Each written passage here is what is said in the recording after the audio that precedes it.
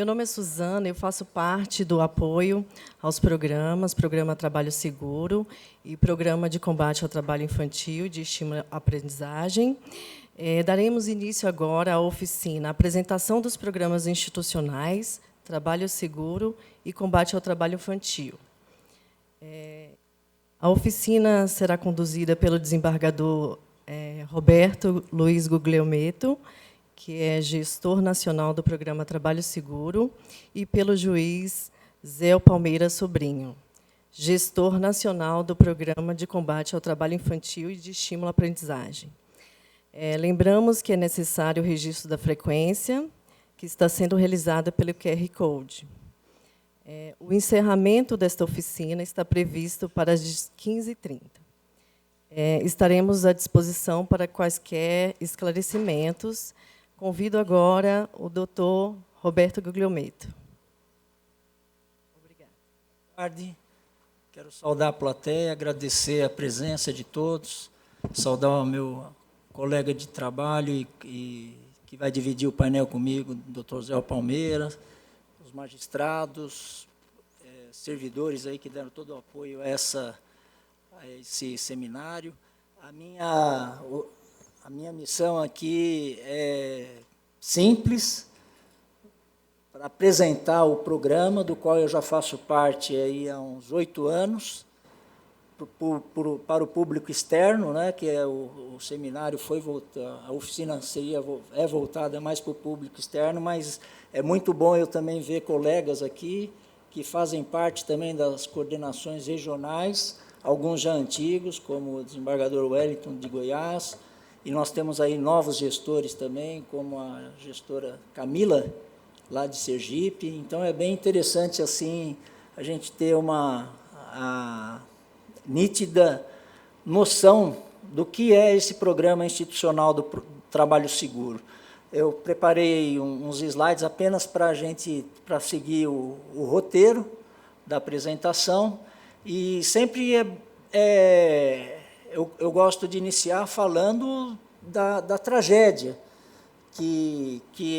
deixa eu só marcar o tempo aí para não comprometer o meu amigo, da tragédia que é a acidentalidade no Brasil. Né? As estatísticas, infelizmente, nos colocam aí no pódio de primeiro lugar. Pelo Observatório Nacional e mesmo as estatísticas oficiais aí do Ministério da Previdência Social, em resumo, nós temos uma média de 188 acidentes por dia e 7 óbitos por dia. Eu vou ser generoso assim pelas estatísticas, um óbito a cada 4 horas, eu estou arredondando, é um pouquinho menos do que 4 horas. Né? E um acidente, uma notificação a cada minuto. Eu também estou sendo generoso porque é um pouquinho menos. Né? E nós temos que tomar cuidado também para que não ocorram os acidentes fatais com aqueles incidentes ou quase acidentes, ou aqueles acidentes sem lesão. Há estudos já feitos, né, por pesquisadores, aqui eu destaco esse engenheiro Frank Bird, já em 1969, nessa pirâmide, para cada 10 acidentes com lesões leves, um acidente é com morte ou com lesão grave. E a mensagem é essa: antever os possíveis resultados danosos com controle de perdas e danos, mediante técnicas de informação, investigação, revisão de processos. Então, aquilo que rotineiramente acontece, às vezes, em alguma empresa, alguma indústria, ou mesmo no ramo de comércio, e que não causa lesão, a repetição, com certeza, uma hora vai causar algo grave ou até algum óbito. Né? Então, essa é a mensagem, a gente ficar atento aos sinais. Né? São sinais que vão sendo produzidos. E, lógico, os acidentes, além de causar muito desconforto social, familiar, nós não podemos esquecer também a repercussão financeira e o custo que gera, tanto para o empregador, com faltas justificadas, estabilidade, garantia de emprego, depósito de fundo de garantia, indenizações por dano material, dano moral, dano estético, perda de chance, ação regressiva, né? Nós também temos a questão do custo acidentário, que todos nós pagamos, auxílio-doença, auxílio-acidente, aposentadoria por invalidez, pensão, reabilitação, fora também as questões, as implicações criminais, né, que podem ser penalizados aí o empregador ou seus prepostos. Nós temos que ficar bem ciente disso. Talvez isso não é o mote para sensibilizar a questão da precaução e da prevenção acidentária, mas, às vezes, como mexe no bolso do poder econômico, isso seja um fator realmente que pode levá-los aí a ter uma melhor consciência e uma maior preocupação com esse tema tão caro, vamos dizer assim. É tão caro que, lógico, que muitos pagam com a própria vida, né? E, assim, as principais causas de acidentes de trabalho que nós notamos, mais em pequenas e médias empresas, é a utilização de trabalhadores não treinados ou capacitados para as atividades, improvisação de todos os tipos na utilização de ferramentas, manuais, instalações prediais, arranjos físicos, instalações elétricas inadequadas, utilização de máquinas e equipamentos sem manutenção, falta ou precariedade de equipamentos de proteção coletiva, deficiência ou não utilização de EPIs, falta de análise prévia de riscos de tarefa a ser executada, ausência de supervisão técnica, são dados assim que nós coletamos, que realmente leva à questão do acidente. E, lógico, ou é fruto da incúria de um trabalhador, não é, que nós chamamos ato inseguro, apesar do ato inseguro já ter sido revogado na NR1 desde 2009, salvo engano, né, mas é um termo que é utilizado, uma expressão que é utilizada justamente para identificar que a causa do acidente é motivada pelo descuido ou por culpa do trabalhador. E, por outro lado, as condições inseguras do trabalho, que aí realmente é o ambiente de trabalho laboral que favorece a ocorrência do infortúnio. Então, esses dois fatores, o fator humano e o próprio ambiente de trabalho, de fato, são aqueles, né, e aqui a gente pode identificar, né, a utilização de máquinas e equipamentos sem manutenção adequada. Bom, isso não é culpa do trabalhador, né, isso é condição insegura de trabalho, né?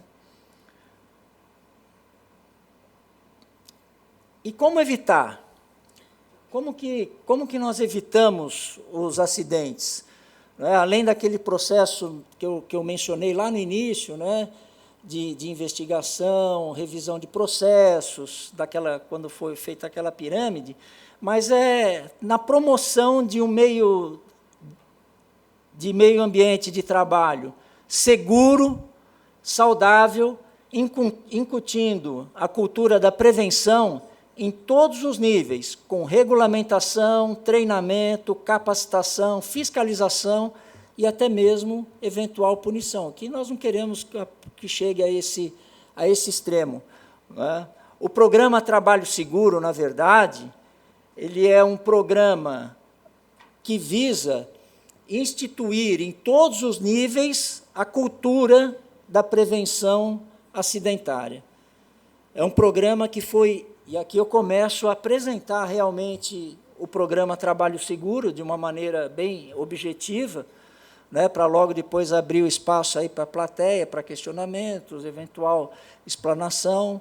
Eu disponho aí de 1 hora, eu espero aí não tomar muito tempo, né, na minha fala, aí, no máximo aí em torno de uns 30 minutos, já consumi aí 5, né, Mas, assim, é um programa que foi criado em 2012. Nós temos aí já 11 anos do programa Trabalho Seguro institucionalizado, ou seja, ele faz parte como um programa, um plano do Poder Judiciário Trabalhista. Ele foi criado nessa resolução do Conselho Superior da Justiça do Trabalho, em 2012, e, recentemente, teve uma atualização, mas prevalece e permanece a sua estrutura praticamente original, né? Fizeram algumas adaptações, pequenos ajustes. Então, quem tiver assim, interesse, né, e eu faço aqui um apelo e uma solicitação, que façam uma visita aí a essa resolução do CSJT 324, né, de 2022, que lá tem todo, vamos dizer assim, toda a estrutura do programa Trabalho Seguro, e é onde, mais ou menos, eu vou, com base nela, fazer o desdobramento da minha apresentação. Não é? Ela foi criada, na verdade, esse programa foi criado na época das construções dos estádios, né, dos estádios em função da proximidade ali da Copa do Mundo, que o Brasil sediou, e foi institucionalizado aqui pelo ministro Dall'Azen, na época, o ministro-presidente do Tribunal Superior do Trabalho, né? E hoje o programa é presidido pelo ministro-presidente do Conselho Superior da Justiça do Trabalho, que também é o presidente do TST, hoje é o ministro Lélio Bentes Correia. O ministro Lélio Bentes Correia, ele conta com o auxílio de um ministro coordenador, no caso, hoje é o ministro Alberto Bastos Balazeiro, e por uma ministra vice-coordenadora, a ministra Liana Chaib, da Comissão Nacional do Programa Trabalho Seguro. Tudo isso está regulamentado, né? Eu não posso aqui deixar de fazer uma homenagem e vamos dizer assim, um reconhecimento pelos coordenadores anteriores, né, que construíram esse programa, vamos dizer assim, ao longo dessa década. Eu costumo dizer que esse programa ele não está construído, ele permanece em construção, né? Vai acabar essa gestão, outros virão, e esperamos que ele dê continuidade para o seu aperfeiçoamento cada vez mais, né? Mas os anteriores, a ministra Malman, a ministra Adelaide, né, nessa composição do programa em nível do TST. Também a Comissão Nacional do Programa Trabalho Seguro é composta por magistrados, representantes das 5 regiões do país. Então, a região norte é o desembargador Paulo Izan, do Paraná, região nordeste, a desembargadora Vilma Leite Machado Amorim, de Sergipe. Na região centro-oeste, a juíza Ananda Toste Zizoni, da 10ª região. Região sudeste, a juíza Lorena de Melo Rezende. E eu na região sul. Então, sou coordenador nacional da região sul do programa Trabalho Seguro. E aqui também eu não posso deixar de fazer uma referência honrosa aos coordenadores nacionais dessas regiões anteriores, e eu faço aqui em nome do nosso querido colega, desembargador, professor, Sebastião Geraldo de Oliveira. Reconhecidamente, esse programa Trabalho Seguro, ele tem essa estrutura, esse corpo, pela dedicação, não só pela excelência que o desembargador e professor Sebastião Geraldo detém sobre a matéria, mas pelo seu comprometimento, a sua vocação em instituir e fortalecer e incutir em todos os gestores regionais uma inspiração ímpar, né, para a gente poder trabalhar voluntariamente, vamos dizer assim, no programa Trabalho Seguro. Porque o que nós ganhamos é gratidão, gratificação pessoal. Nós não ganhamos nenhuma remuneração, nós não ganhamos diminuição de processos, nós acumulamos. Então, a nossa retribuição é muito pessoal, porque nós estamos dando algo, com certeza, uma mensagem do bem, né, algo que nos inspira a continuar no programa. Né. Eu participando desse seminário, como muitos outros colegas, a minha caixinha lá no PJE não parou, vai para o seminário, não, ela está lá. Né. Como que eu vou dar um jeito? Durante, depois, à noite, eu vou dar um jeito, mas não para. Mas, assim, eu quero destacar que, realmente, é uma satisfação fazer parte desse programa, depois de conhecê-lo e descobrir o quanto é importante a participação dos juízes perante toda a sociedade, órgãos governamentais, instituições de ensino, empresas, sindicatos, a presença do magistrado nessas organizações, levando a mensagem do programa Trabalho Seguro, que é realmente a de incutir a cultura da prevenção, ela é muito gratificante. Né? Realmente não tem preço que poderia pagar, além dessa nossa satisfação e gratidão por poder participar do programa. E olha só, nós temos também em cada regional praticamente 2 colegas coordenando. Né? Então, em todos os regionais, são destacados juízes, né, desembargadores e juízes, para também compor, dentro do seu estado, né, a proximidade das suas realidades sociais, geográficas, a oportunidade de levar os objetivos do programa Trabalho Seguro.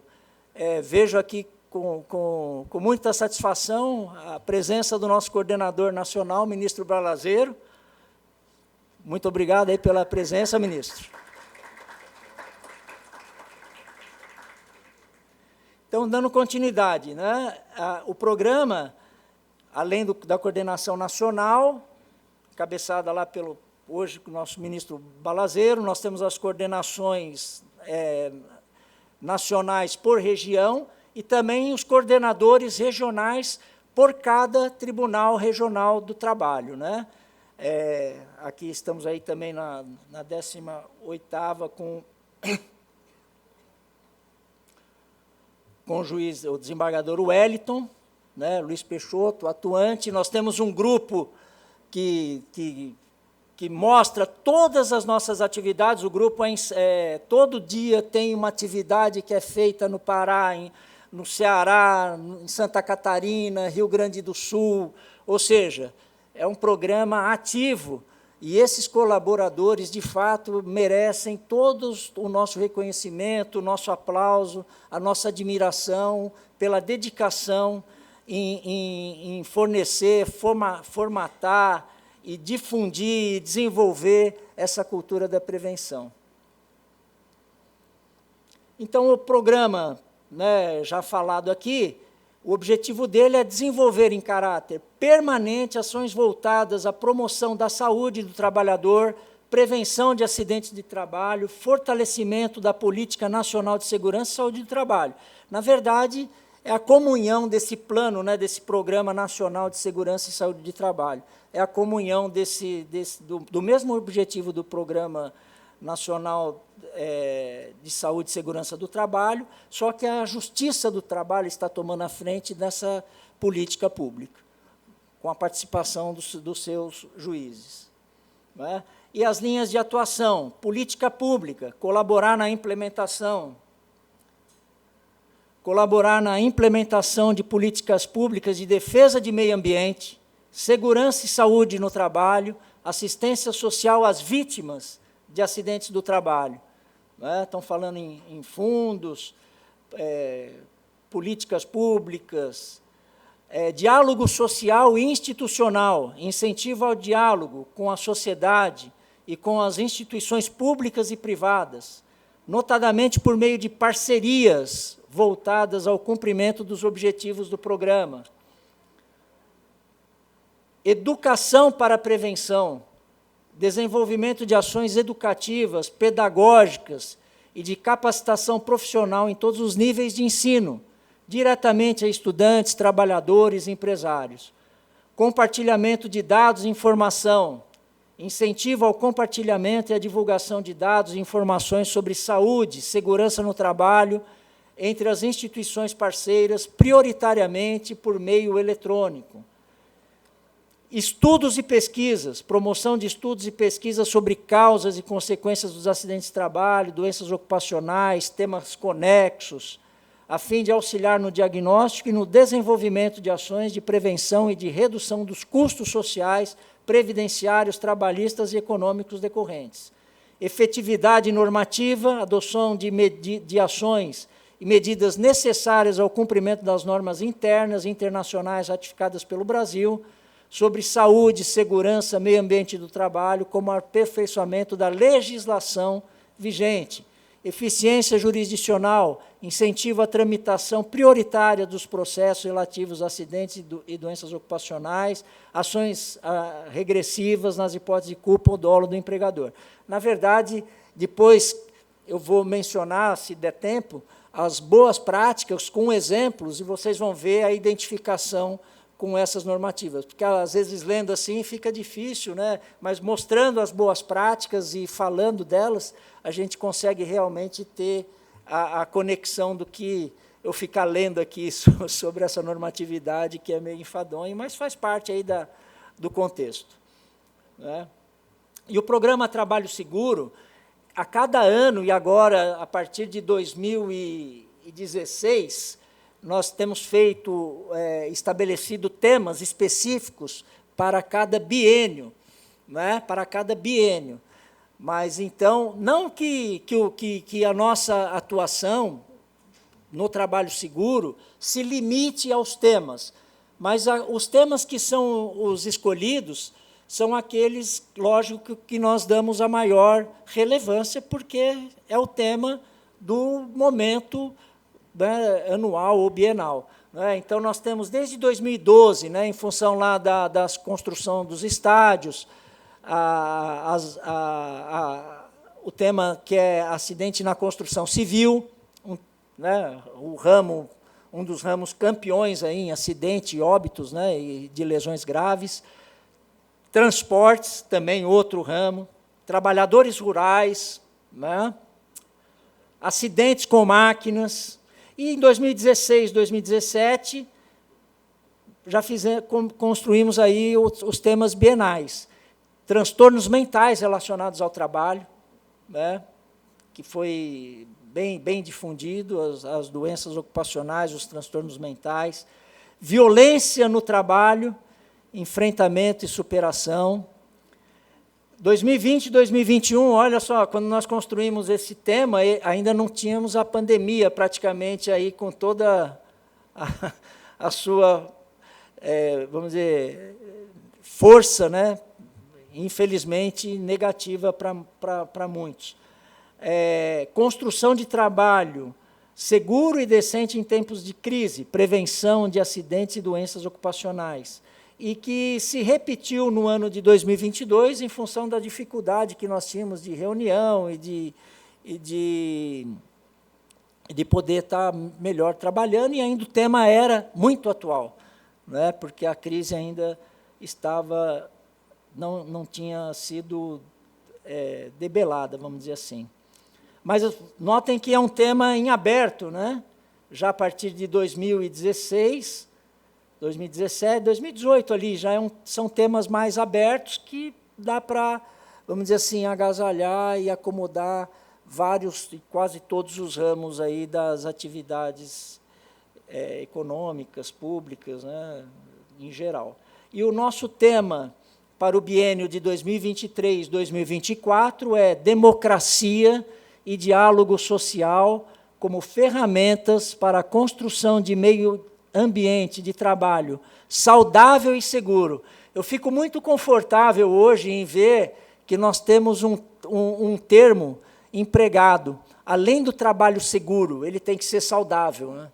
É um trabalho, mais do que seguro, o trabalho tem que ser saudável, porque o trabalho ele pode ser seguro, mas pode não ser saudável, né? E um trabalho seguro, ele realmente é um trabalho mais próximo um trabalho saudável ele é mais próximo do trabalho efetivamente seguro, né? Então, esse é o nosso tema de agora, democracia, né? Diálogo social, é o que nós estamos fazendo aqui nesse seminário, né? Construção de um meio ambiente de trabalho saudável e seguro.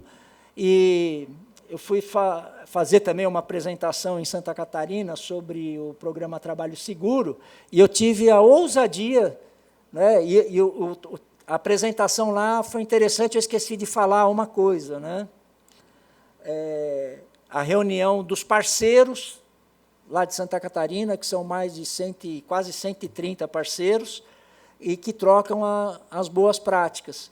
E ali eu fui falar desse nosso tema novo, e eu tive a ousadia de construir um conceito, é um conceito meu, né? Porque eu leio vários conceitos, definições de meio ambiente de trabalho seguro, saudável, e aí eu, lógico, fui estudando para a apresentação e tal, falei, pô, mas eu vou fazer um conceito meu que eu entenda que está bem, não, lógico, não é meu, né? Eu estou utilizando de vários doutrinadores também, né? Não é uma coisa, vamos dizer assim, inédita, é uma repetição de que muitos já falaram, mas, para mim, vamos dizer assim, a minha consciência, a minha convicção. E, assim, eu comecei a construir esse conceito, lembrando de um que eu nunca mais vou esquecer. O que é meio ambiente? Esse eu nunca mais vou esquecer. Foi aqui numa reunião na Enamate, na parede do banheiro masculino, não sei se no feminino deve ter também, mas na parede do banheiro masculino está lá o que é meio ambiente. O meio ambiente é onde você está. Esse eu nunca mais vou esquecer, né? Se eu tivesse lido em algum livro, alguma coisa, talvez eu pudesse ter esquecido, teria que revisitá-lo. Mas esse está na minha mente, né? E no microsistema que nós temos de meio ambiente, o meio ambiente de trabalho, de fato é onde nós estamos trabalhando. E onde nós estamos trabalhando? Às vezes nós estamos trabalhando na nossa casa, e hoje é comum o home office, né? Às vezes está trabalhando no veículo, né? Na rua, né? Numa outra empresa, quando você é terceirizado, por exemplo, um trabalhador terceirizado, então, o meio ambiente de trabalho é onde você, de fato, está, né? E aí eu coloco, né? Onde o trabalhador se coloca fisicamente, né? Não é espiritualmente, e nem mentalmente, é fisicamente, né? A disposição do empregador, eu falo a disposição do empregador, porque às vezes vem alguns questionamentos, se o intervalo também, se ele se acidenta durante o intervalo, pela legislação, é considerado tempo à disposição do empregador. Então, mesmo naqueles ambientes em que o empregado está usufruindo do seu repouso, mas dentro da empresa ele está à disposição do empregador pela legislação previdenciária, né?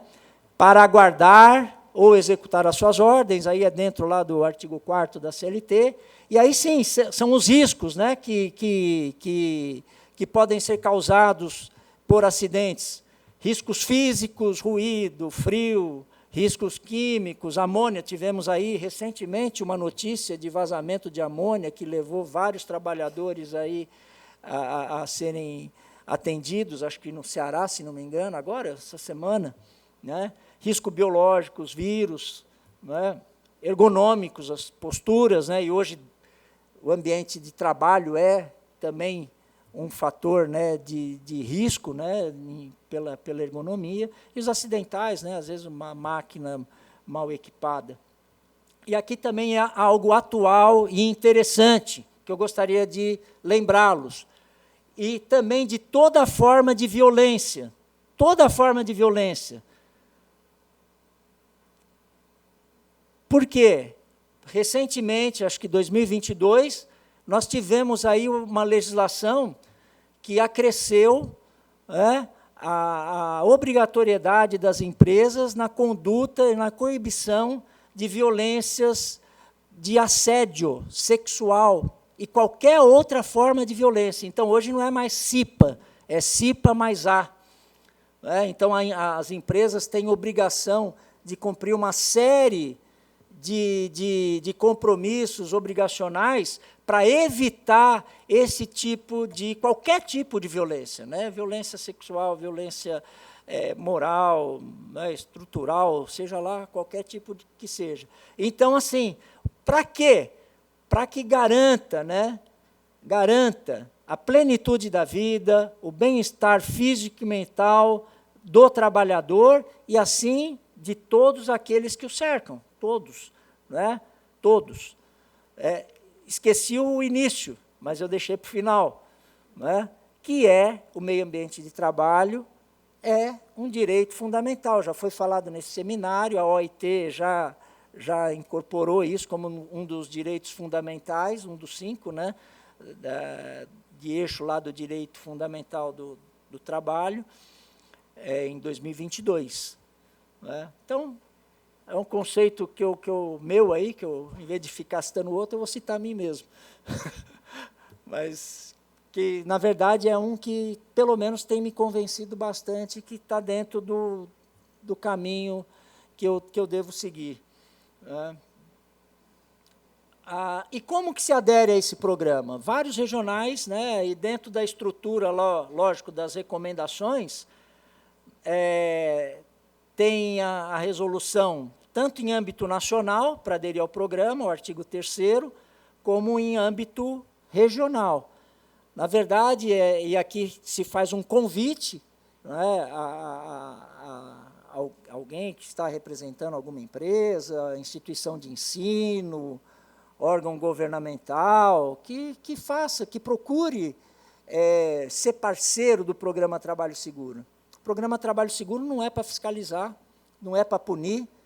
O Programa Trabalho Seguro é para difundir realmente a cultura da prevenção em todos os níveis, em todos os níveis.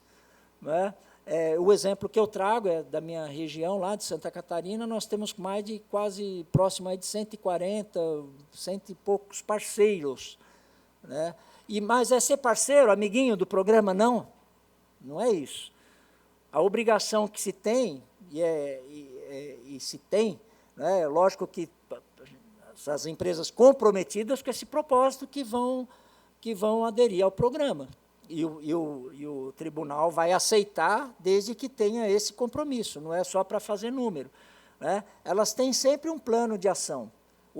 Para aderir ao programa, um dos requisitos é que ela tenha um plano de ação voltada ao propósito do programa. Né? Então, as empresas apresentam um plano, né, que seja viável a consecução desse plano para aderir ao programa.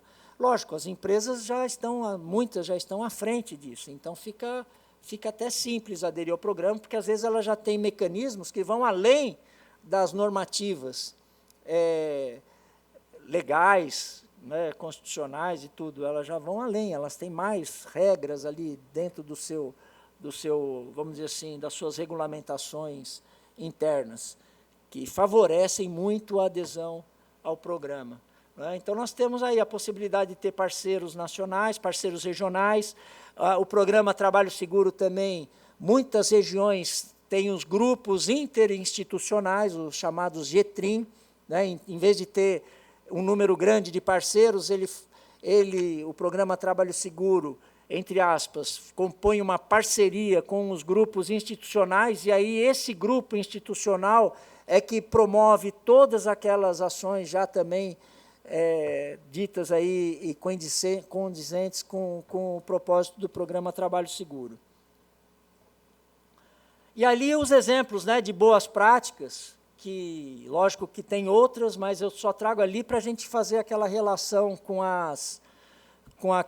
aquelas normativas que eu li, enfadonhas, né, que fica lendo, né, as normativas é meio chato, mas assim, nós damos prioridade para participar de eventos promovidos pelos parceiros. Então, muitos dos parceiros nos convidam os juízes. O juiz sai lá do seu gabinete, sai da sala da audiência e vai até as empresas, vai até os sindicatos, vai até as instituições de ensino, falar sobre a necessidade da cultura da prevenção acidentária, falar sobre os efeitos nefastos de acidentes de trabalho, o que eles causam, os danos que eles causam. Não é?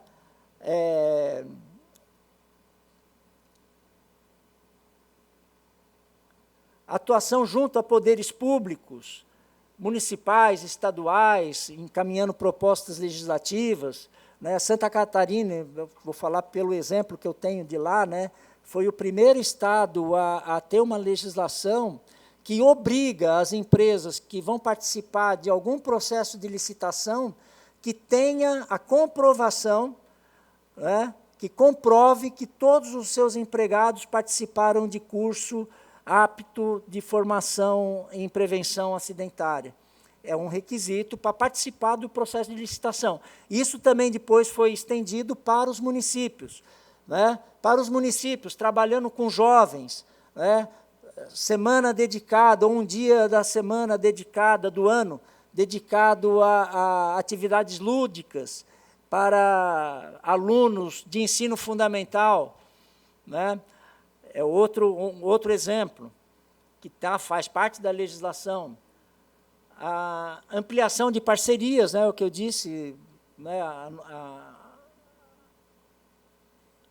atividade de ter parceiros, porque o programa ele tem que ser vivo, não adianta eu ter um programa institucional fechado aqui só para nós, para os juízes aqui, né, ficarem né, vamos dizer assim, se vangloriando e tal, entre nós, não, é para atingir realmente o público externo, a sociedade. Né? Então, palestra também em instituições de ensino, CIPAT, seminários, né? Isso aí são atividades variadas do programa Trabalho Seguro. Incentivo a concursos, né, de redação, desenho sobre segurança do trabalho, com premiação. O programa Trabalho Seguro, às vezes, vem uma destinação de alguma verba, né, e dependendo, nós temos aí como fazer uso dessas atividades, então nós fazemos aí alguns concursos de redação para alunos, né, do ensino fundamental, fizemos um de publicidade, para universitários da publicidade, com premiação, memes, cartazes, vídeos, assim, coisas curtas, assim, foi nível estadual, foi algo realmente engrandecedor, né? Sempre, porque os estudantes, crianças e estudantes, também são os formadores de opinião. Né? E, para concluir, ou quase concluindo, é importante, né, pessoal, que façam uma visita para conhecer o programa Trabalho Seguro no site do Tribunal Superior do Trabalho. Em todos os sites dos tribunais regionais também tem lá um íconezinho, Trabalho Seguro, Programa do Trabalho Seguro, vocês vão ter muito mais informações do que essas que eu estou passando aqui de forma mais rápida. É bem interessante olhar, né, ver como participar, como poder contribuir para esse bem maior, que é essa mensagem da cultura da prevenção. Estou voltando aqui. Tinha uma conclusão... Não sei se está aqui. Bom, conclusão, né, que eu chego sobre o objetivo do programa, sempre, cultura da prevenção.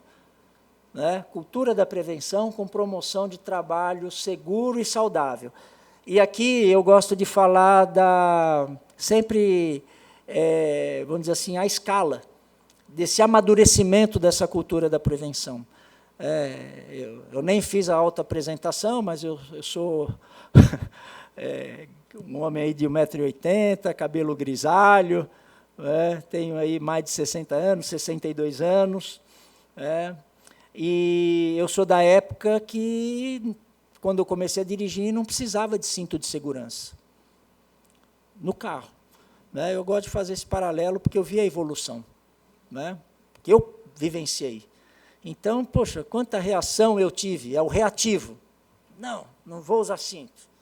Vamos pegar como exemplo um EPI da vida, vai associar com um acidente de trabalho. Não vou usar cinto, para que cinto? Só quer ganhar dinheiro, o governo quer ganhar dinheiro, aquela coisa, né? Não vou usar cinto. Aí depois eu tive que usar cinto, porque senão eu era multado, né? Então vou ter que usar cinto. Mas eu vou usar cinto porque eu sou obrigado a usar cinto. Né? Então, é o reativo, o dependente, porque aí faz porque senão vai ter uma consequência ruim para a sua satisfação. E aí depois, lógico, passado o tempo, eu vou falar, poxa, mas é importante mesmo, né? Eu estou vendo tanto acidente, estão noticiando que se tivesse usado cinto, não teria essa consequência. Passei a usar. Tive a consciência de que é necessário usar o cinto de segurança. E depois tem o amadurecimento maior, que é a interdependência. Né? Eu sei que eu tenho que usar, e o passageiro que entra no meu carro também tem que usar. Então, eu tenho que me importar com o outro. Né? E isso hoje é automático. Né? Eu entro no carro, eu ponho o cinto, e quem entra no meu carro vai pôr o cinto. Se não pôr o cinto, eu vou falar para ele pôr, vou conscientizá-lo a colocar o cinto. Né?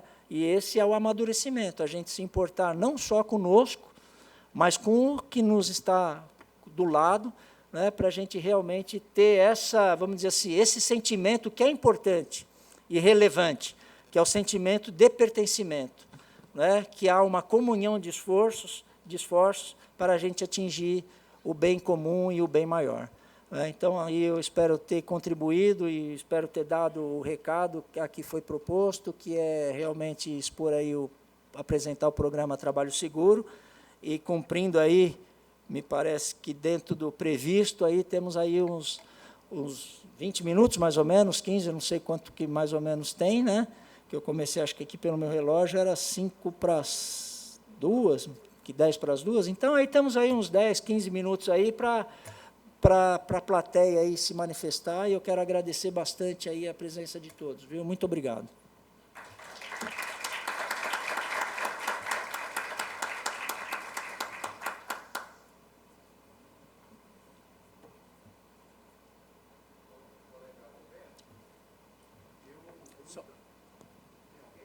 Não, dá o microfone. Acho que o ministro Balazeiro não está aqui mais, mas ele pediu para mim ir lá para outra turma, mas eu falei que Vossa Excelência tinha pedido para me ficar aqui para dar aquele apoio moral. Colega Roberto, eu encaminhei para o seu WhatsApp um pequeno vídeo, eu vou pedir ao pessoal da TI, se possível, coisa rápida, né, do que o TRT 18 faz hoje. Bom, meu nome é Wellington Luiz Peixoto, eu sou desembargador aqui da 18ª Região, Estado de Goiás, e há 6 anos, aliás, estou no tribunal tem 7 anos, né? E há 5 anos eu coordeno o programa Trabalho Seguro, né? E falar um pouquinho da importância que o colega desembargador Roberto falou aqui, da gente disseminar essa cultura de boas práticas, o tanto que isso é importante. Eu lembro que nós tínhamos uma pequena verba, né, doutor Roberto, e a gente levava para o tribunal, a gente convidava as empresas, que o objetivo é chegar nos trabalhadores, nos gestores, mas eles não iam no tribunal. Então, na época, eu falei com o presidente, eu falei, olha, eu vou, então, procurar as empresas, nós vamos fazer essas parcerias, que é muito importante. E lá nós criamos, através do programa Trabalho Seguro, o Café Seguro. Então, alinhado a tudo isso, as boas práticas de prevenção, né, e eu trouxe um pequeno vídeo, né, que está ali com o colega, se ele pudesse colocar, é rapidinho, são 4 minutos, né, da importância. Então, no primeiro momento, como ele falou aqui, do exemplo do cinto de segurança, hoje eu tinha dificuldade das empresas, né, nos receber. Hoje não, eu tenho uma fila de empresas que estão lá no tribunal. A gente fazia assim, a cada 3, 4 meses, uma visita, e hoje nós estamos fazendo praticamente 1, 2 visitas por mês.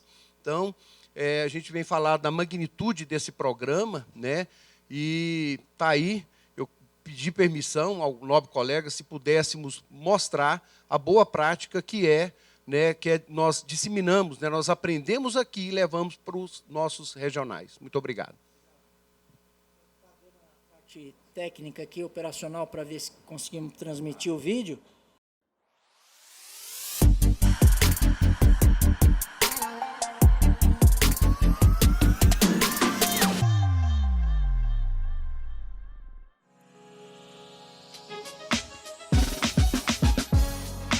Além de processar e julgar ações trabalhistas, a Justiça do Trabalho também se empenha em medidas e campanhas para promover um ambiente de trabalho seguro, livre de acidentes e riscos à saúde dos trabalhadores.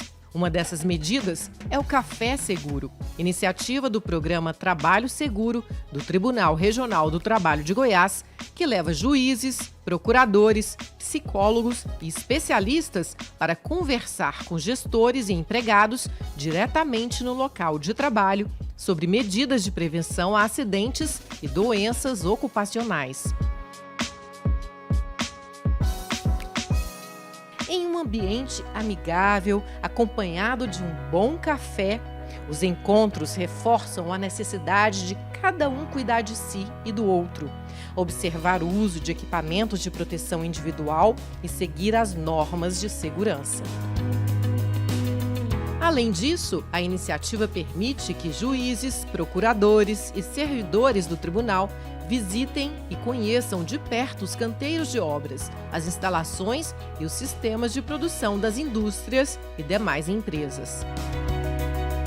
O Conselho Nacional de Justiça reconheceu o Café Seguro como uma importante medida para modernizar e tornar ainda mais eficientes os serviços prestados pela Justiça do Trabalho. O Café Seguro passou a integrar o banco de boas práticas do Poder Judiciário, disponível no portal do CNJ.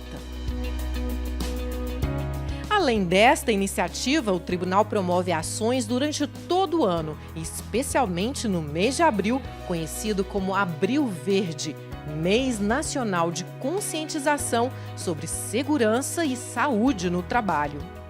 Segundo a Organização Mundial de Saúde, 96% dos acidentes de trabalho podem ser evitados. Medidas muitas vezes simples que evitam grandes tragédias. A vida e a integridade de cada trabalhador são muito importantes. Estamos aqui para conversar sobre isso e reforçar a atenção e zelo com as medidas de segurança. Cuidar da segurança no trabalho é cuidar da vida.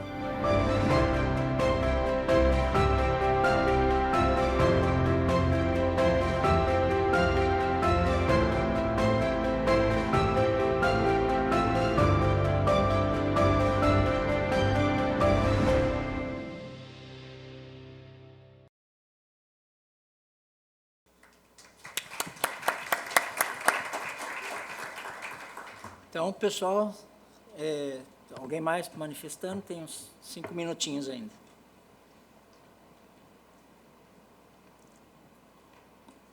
Boa tarde, satisfação em estar aqui com vocês, gratidão por essa palestra maravilhosa. Eu quero me apresentar aqui, eu sou Thaís, trabalho com reprogramação mental e emocional e inteligência emocional, palestro pelo Brasil há mais de 20 anos, e estou aqui para me apresentar para vocês da importância da inteligência emocional e da reprogramação.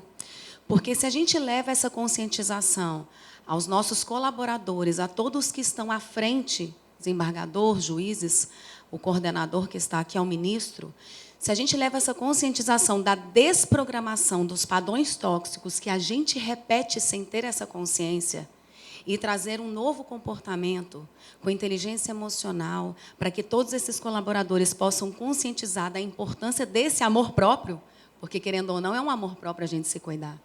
A gente acaba desenvolvendo também a empatia, porque se eu cuido de mim, eu também vou cuidar de você, assim como você falou do cinto de segurança, né? Dessa desconstrução da conscientização, para que hoje você é automático colocar o cinto e também cuidar do outro que está com você no carro, e assim o próprio colaborador também vai querer cuidar dele, e ele não somente se amando, ele vai também levar essa conscientização para a própria família dele, né? De poder levar esse amor próprio, essa conscientização, para que também as crianças possam ter essa conscientização, né? Então, coloco-me à disposição para que, se vocês tenham esse fundo de investimento para levar essas palestras de inteligência emocional, tá? Todo o nosso país, né? Então, gratidão por estar aqui com vocês e coloco-me à disposição. Igualmente. Muito obrigado. Mais nada, pessoal. Vamos dar, então, estamos aí ávidos aí para ouvir o Dr. Zé Palmeira. Muito obrigado, Dr. Zé, por ter cedido o espaço em primeiro lugar para mim, né, que me tornou a tarefa mais tranquila, porque falar depois do Dr. Zé seria bem mais difícil. Muito obrigado.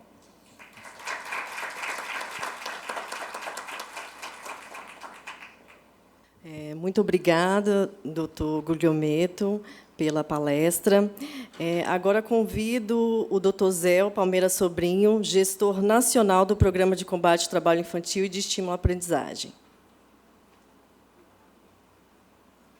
Boa tarde a todos e todas.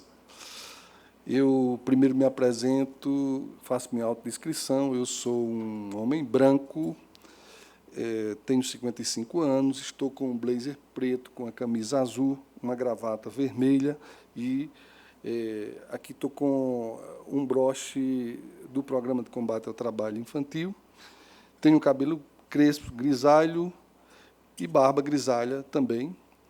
E quero dizer que é uma satisfação podermos estar aqui para pautarmos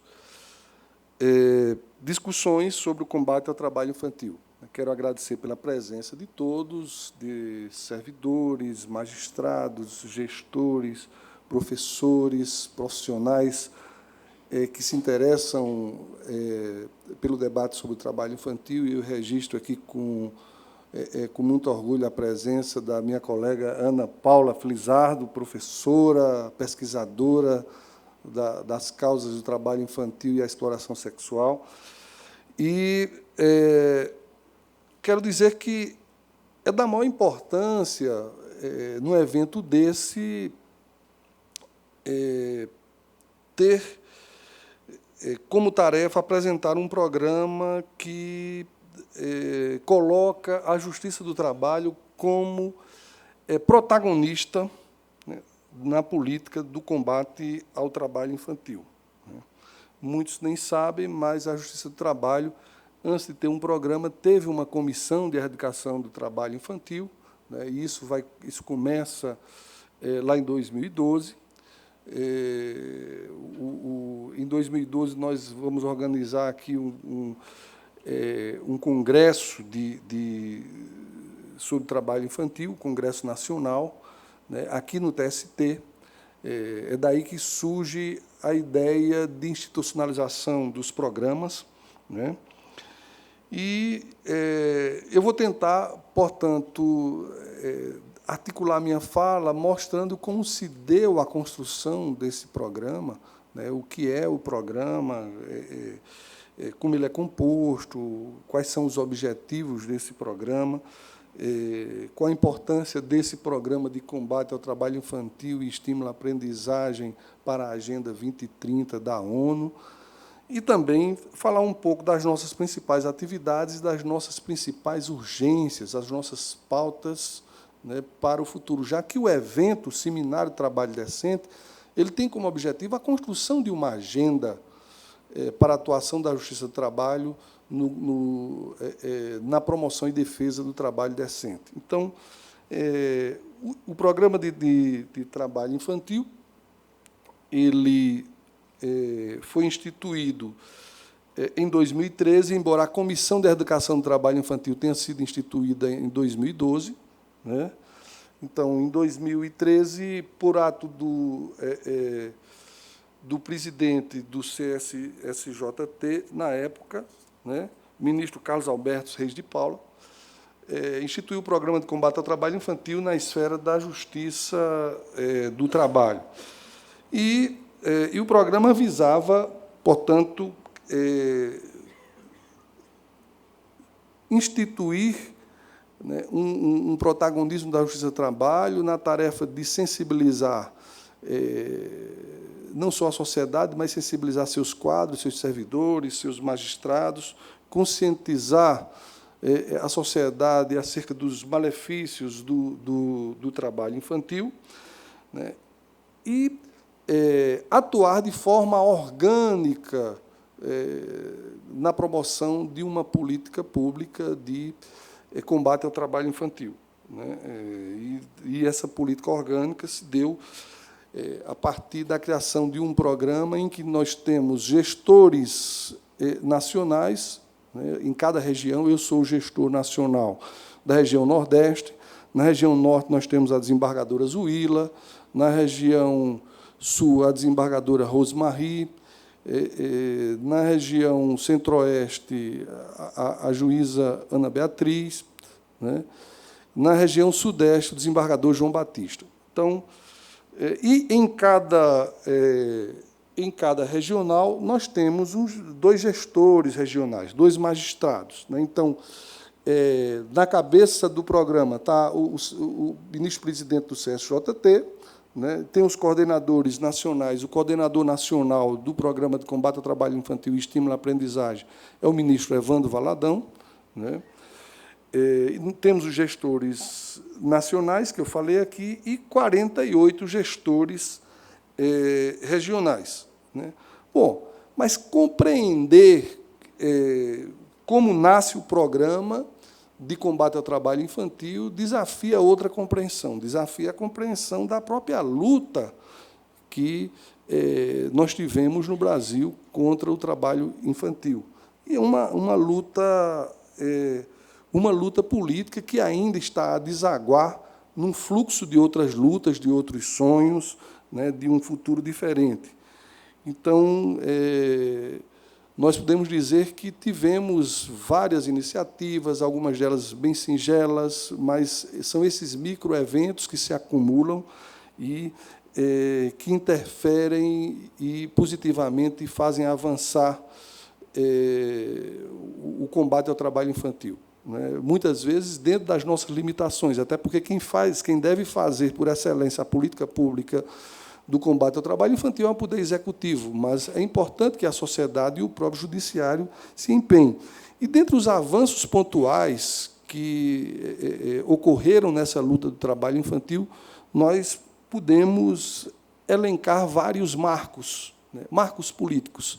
E é importante que a gente perceba que a luta contra o trabalho infantil é uma luta política, né? E não há como se combater no terreno da política sem a política. E, nesse sentido, o nosso maior marco político é a Constituição Federal de 88, porque é a Constituição que rompe com a doutrina da situação irregular e que abraça o princípio da proteção integral, né, e dá um outro norte à luta contra o trabalho infantil, tenta superar o menorismo a partir daí, né? É claro que o princípio da proteção integral, que foi incorporado pelo artigo 227 da Constituição Federal, ele, de certo modo, já absorveu a tendência do direito internacional, tanto que a Declaração Universal dos Direitos da Criança de 1989 contempla a proteção integral como forma de ruptura com a doutrina da situação irregular. Então, nós tivemos também aqui, além da Constituição, o Estatuto da Criança e do Adolescente, a Lei 8.069, de 90, que traz aí os fundamentos para o desenho de uma política pública de proteção à criança e ao adolescente, né?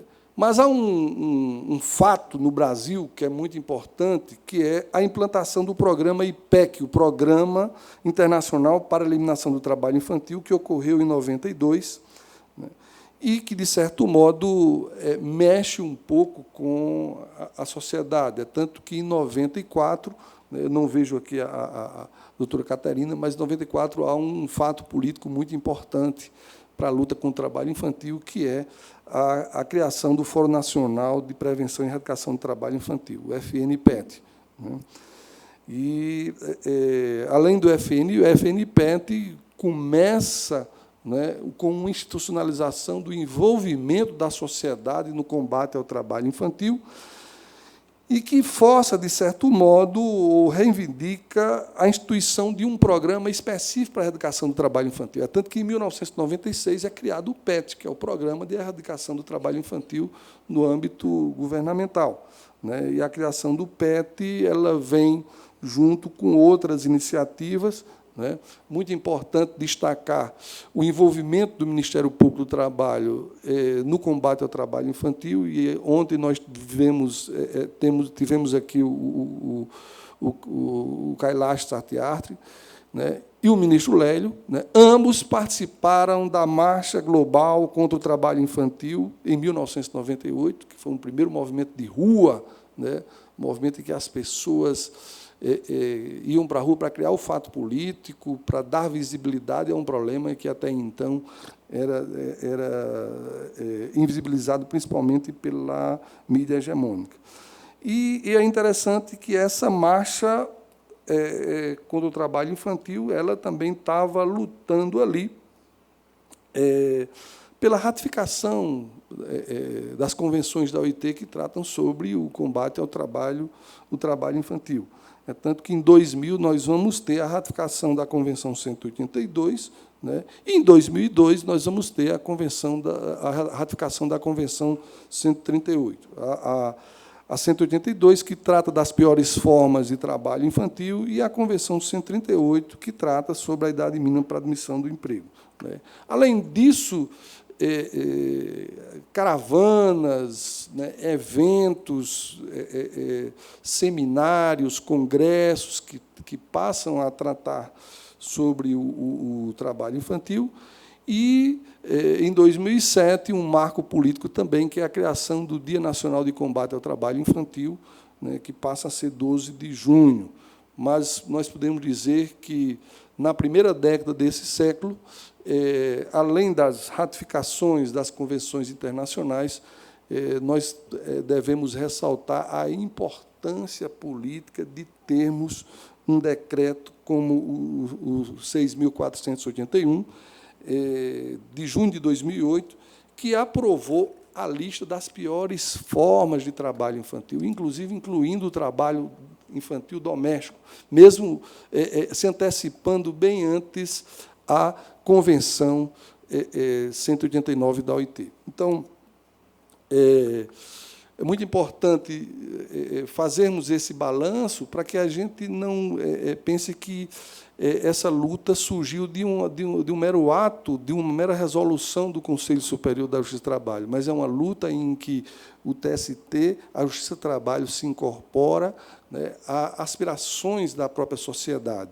E aí nós tivemos, antes do programa, nós tivemos uma comissão de erradicação do trabalho infantil, que foi presidida pelo ministro Lélio, inicialmente, né? E aqui eu tenho, como estamos tratando de memória, a reunião da primeira comissão. Então, temos aqui o colega Platon, de Goiás, eu sou da segunda foto, o colega Marcos Fava, de São Paulo, né? Eu não estou vendo, Paula Soares, do Pará, né?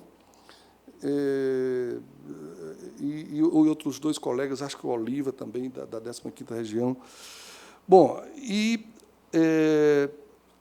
essa comissão, ela, quando foi instituída, ela recebeu uma missão, que era realizar estudos que levassem à elaboração de um programa que pudesse interagir com a sociedade, que pudesse promover debates sobre as inovações legislativas, sobre as melhores práticas de combate ao trabalho infantil, e que também elaborasse também e organizasse eventos no âmbito da Justiça do Trabalho, cursos de formação, e, nesse sentido, nós fizemos o primeiro curso de formação de formadores, né, no âmbito da Justiça do Trabalho, referente ao combate ao trabalho infantil. Eu fui o formador, na época, 2014. Né? Mas, antes, nós já tínhamos organizado o primeiro seminário de combate ao trabalho infantil, tínhamos publicado a Carta de Brasília de 2012, que é um documento muito importante, que foi levado ao Judiciário. E essa carta foi tão importante que ela chegou ao OIT, e Brasília, nós reivindicamos e conseguimos, e Brasília foi palco, em 2013, da terceira Conferência Internacional, terceira Conferência Global de Combate ao Trabalho Infantil. E houve toda uma deferência da OIT em relação ao Programa de Combate ao Trabalho Infantil, tanto que a ministra Cátia Arruda foi ser a coordenadora de um painel sobre sistemas de justiça e trabalho infantil. Então, mais de 180 países presentes e a Justiça do Trabalho se inserindo no âmbito internacional nessa discussão. Fizemos o terceiro seminário em 2016, o quarto seminário em 2018, e nesse sentido, foi muito importante, porque passamos a colocar em prática, né, aquilo que era a aspiração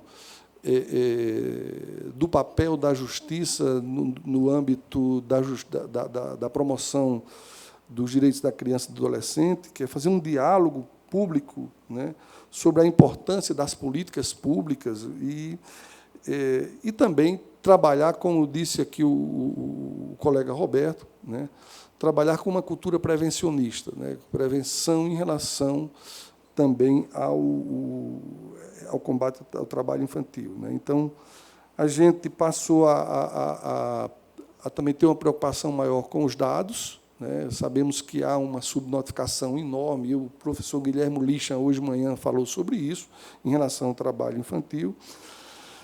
E, nesse sentido, nós estamos incumbidos, né, como programa, de colaborar no debate sobre o trabalho infantil para a Agenda 2030. Então, a Agenda 2030 da ONU, que trata aí da execução de um planejamento de 17 Objetivos de Desenvolvimento Sustentáveis, né, fixados em New York, no ano 2015, e, dentre esses objetivos, existe o objetivo 8º do trabalho decente, e, dentro desse objetivo do trabalho decente, existe uma meta, que é a meta de erradicação do trabalho infantil. Então, isso é uma forma de dar mais atribuição e mais responsabilidade institucional à Justiça do Trabalho, mas é uma forma também da Justiça do Trabalho se comprometer com um projeto civilizacional e de humanização das relações do trabalho. Então,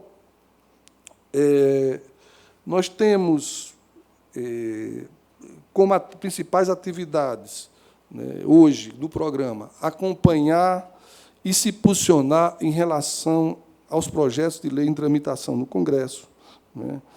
E, nesse sentido, nós temos a participação de vários gestores em eventos, em audiências públicas no Senado Federal, na Câmara dos Deputados, em contato com as mídias, nas escolas, nas universidades, né. Nós temos também o papel de discutir e estimular a produção de uma jurisprudência e de uma doutrina voltada para a valorização do princípio da proteção integral. Então, com cursos para os magistrados, com os eventos da ENAMAT, né, com produções científicas, e a gente, nesse sentido, tem realizado várias campanhas, vários estudos, e apoiando-se aí na tentativa de articulação com a rede, né, essa rede que muitas vezes foi paralisada nos últimos tempos, mas que está sendo reconstruída, e também dando apoio a mega-eventos, né, que nós temos aqui o evento, só para citar o evento de Aparecida, da Padroeira Nacional, o evento do Círio de Nazaré, né, com a desembargadora Zuíla e também a Vanilza. E temos feito também campanhas publicitárias para sensibilizar e conscientizar a sociedade a respeito dos malefícios do trabalho infantil. Nós temos a campanha 2015, trabalho infantil, conforme estamos vendo aqui. Você não vê, mas existe, e essa campanha contou com a presença do Prêmio Nobel da Paz, o Kailash, né? Essa campanha ela foi premiada, ela ganhou o primeiro lugar no Prêmio Nacional de Comunicação e Justiça de 2016, na categoria Comunicação e Interesse Público, né, e concorreu com mais de 30 trabalhos, foi muito concorrido, eu acho que foi muito importante. Né.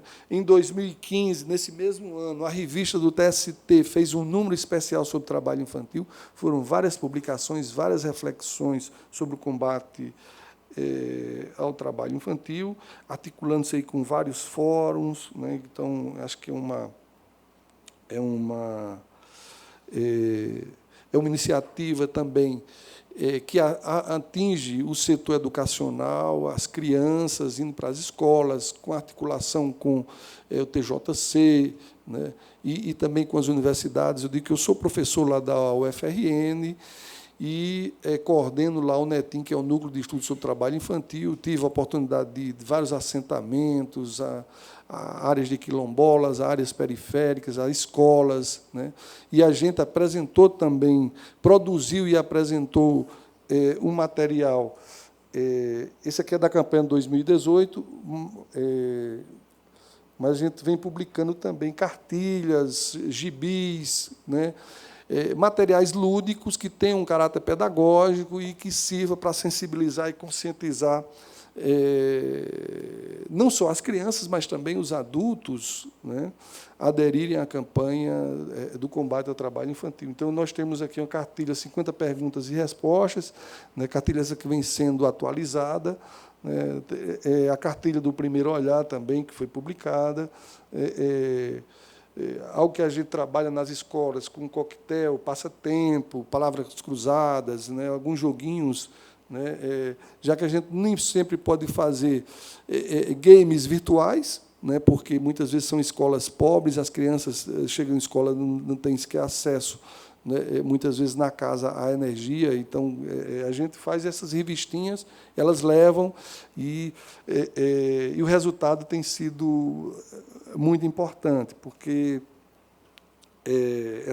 esse material publicitário ele tem sido, muitas vezes, a única forma da criança pobre manter contato com a existência de algo que debata, que comece a desconstruir os mitos sobre o trabalho infantil.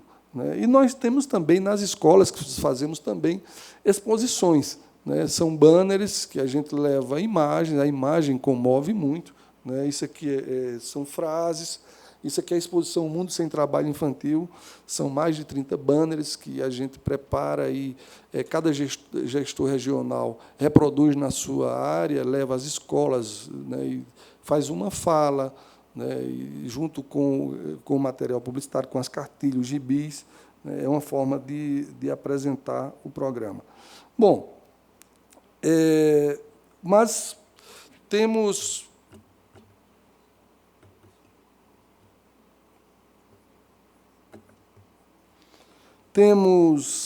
alguns desafios. Né? Que desafios ou urgências nós temos no programa de combate ao trabalho infantil, já que estamos tratando aqui, nesse evento, de uma construção de agendas. A Justiça do Trabalho, por meio do Programa de Combate ao Trabalho Infantil e Estímulo à Aprendizagem, assumiu o desafio de não deixar que o trabalho infantil seja mais invisível do que ele já é. Né? Não deixar que o tema do trabalho infantil ele seja esquecido ou que ele seja retirado da pauta pública, da agenda pública. Então, nesse sentido, a gente vem trabalhando. Opa, estou voltando aqui. Trabalhando com alguns desafios. Né? E O primeiro dele, nós podemos dizer que é a questão da competência trabalhista, né? A justiça que é vocacionada para apreciar a relação de trabalho, né, ela não pode se esquivar a apreciar a relação de trabalho quando há a exploração do trabalho, quando há a crueldade, a opressão, a negligência, a discriminação, a exploração do trabalho infantil, né? E é uma luta política porque isso eu lembro bem, né? A gente, já na década de 90, e aí a gente que faz parte do movimento associativo das Amatras, né, nos CONAMATs, nos congressos da Amatra, a gente já discutia por que uma justiça social, né, não está se debruçando sobre a relação de trabalho sob uma perspectiva social, né? E foi muito importante porque, entre 2000 e 2010, a Justiça Comum, segundo o levantamento feito na época pelo CNJ, entre 2000 e 2010, a Justiça Comum expediu mais de 30.000 autorizações para trabalho infantil, inclusive autorização para trabalho em carvoaria, trabalho em lixões, trabalho em situações inóspitas. E aí, nós, da Justiça do Trabalho, o que é que nós vamos fazer diante disso? Ficarmos de mãos cruzadas? Né? Foi aí a ideia da Comissão de Erradicação do Trabalho Infantil, e, nesse sentido, nós temos que louvar a iniciativa do ministro Lélio Bentes, né, que já vinha com experiência de combate ao trabalho infantil do Ministério Público, né, e também a boa vontade do ministro Dallazem, né, que incentivou muito, e, nesse sentido, é muito importante que a gente venha numa luta política, porque há muitos interesses que a Justiça do Trabalho seja afastada dessa competência, né? Ela incomoda. Por quê? Incomoda porque nós estamos lutando pela competência, para julgar as causas envolvendo o trabalho infantil, para desautorizar o trabalho infantil, não para autorizar o trabalho infantil. E, lembrando o Roberto aqui, que esteve aqui, isso foi uma luta política também em relação à competência para a questão do acidente de trabalho, né, Roberto? Você viu que foi, né, causas que demoravam 20 anos para serem apreciadas, quando chega na Justiça do Trabalho, né, em menos de 6 meses a causa está resolvida, né? E, é claro, nós vamos chegar lá, viu, Roberto? Essa é uma questão de tempo. Então, eu estou falando aqui do desembargador Roberto, porque é uma luta, né? E ele fez muito bem aqui uma menção a um desembargador mineiro, né? O desembargador Sebastião, que teve um papel fundamental nisso. E nós precisamos ainda ter nossos Sebastiões aqui pelo trabalho infantil, né? Mas isso vai surgir. Outra urgência é disseminar os GEAs, né? Está havendo até uma oficina sobre isso, os juízos especializados da infância e adolescência, com competência para processar e julgar as causas sobre o trabalho infantil. Esse tema, que suponho está muito bem explorado na oficina 3 pela doutora Liana, né? Mas é importante que a gente se envolva, é importante que a gente se implique, né? Eu lembro que alguém falou que, diante da... A razão indolente, ela se apresenta sempre de 4 modos. É a razão apática, né? Aquela eu não posso fazer nada, né? A razão arrogante, e daí? E eu com isso? Né? A razão proléptica, eu não tenho condições, eu não tenho naipe para isso, né? E a razão metonímica, que muitas vezes é aquela em que você pega um fato isolado, né, que não deu certo, e você tenta amplificar para derrubar uma política pública. Olha, está vendo como a Justiça do Trabalho não dá certo julgar causas envolvendo trabalho infantil?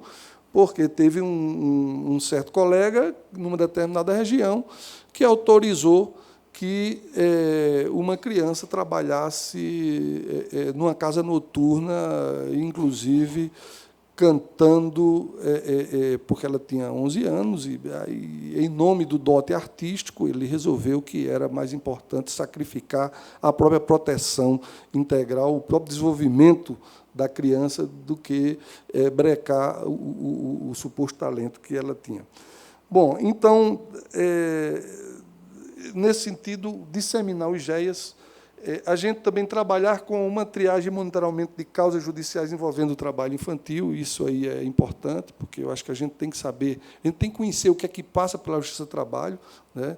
Nós já vimos tantos casos aqui de trabalhadores infantis domésticos. Nos últimos 2 anos, mais de 40 casos, né?